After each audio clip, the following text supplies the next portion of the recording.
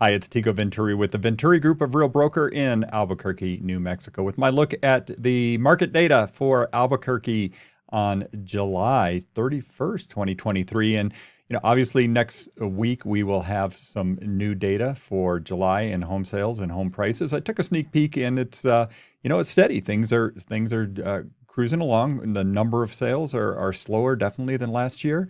Home prices are cruising along, and that's really what we're going to dive in today is look at some of the home price. We're going to look at some forecasts as well as what has happened in the past. So I'm going to start right here. We're looking at national data. This is not local, this is national. And there's a couple different entities that do these home price indexes that look at home prices. And this is what they've tracked for the past year. So we're going back to January of 22.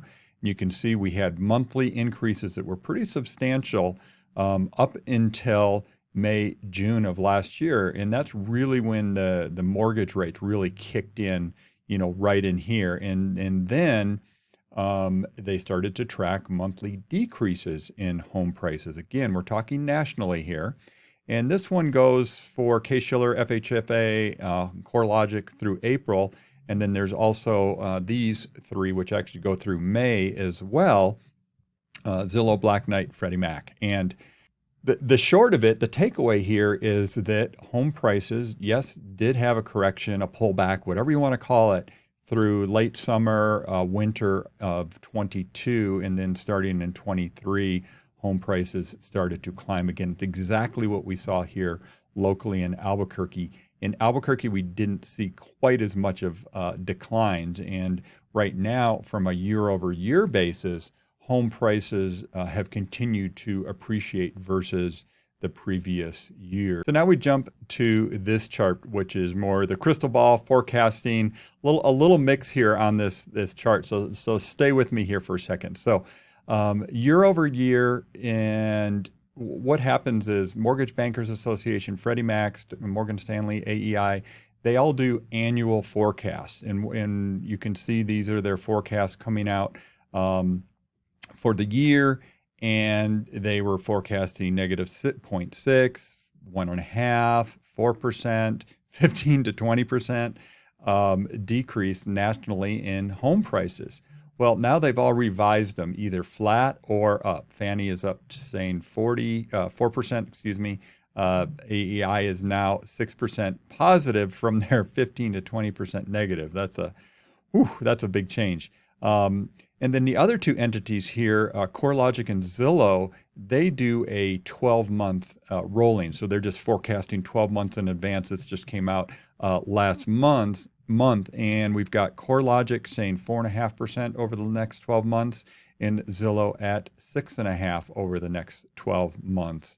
The thing I just want to point out with my experience with MLS and data and how real estate data moves around the country in home sales, CoreLogic and Zillow have virtual real-time data of what is going on in the housing market in the entire country because they have the direct data feeds to every single multiple listing service, all 600 of them in the country. So they have a pretty good idea of what's going on in real time in the market. So I just wanted to point that out. So that's what they're forecasting.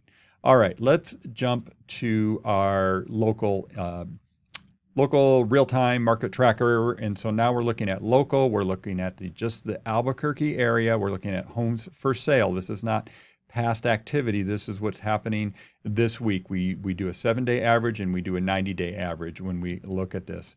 And just kind of going down the list here, we'll see that median list price is now $438,000. Just for perspective, median sale price for June was $361,000. So there's always going to be a disparity there. But the big takeaway here is that, we had these higher list prices here beginning of last month, about 2 months ago, 465. Now we're at 438.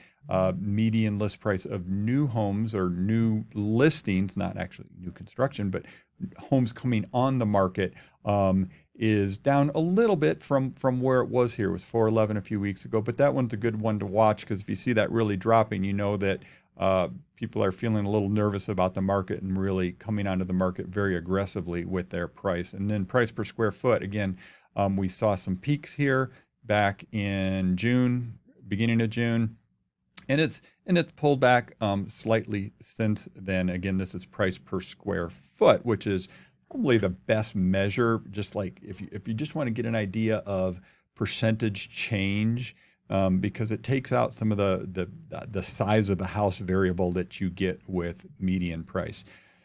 The takeaway from that is that home prices list prices have peaked out for the year. It does look like they're pulling back a little bit, and we'll just see how that plays out. Very common that it happens this time of year. All right, let's jump down and dig into this a little deeper. I want to talk about inventory, number of homes on the market. And we're going to look at, we've got the 90-day moving average, is darker line, and the 7-day average. So let's just look at the 7-day average.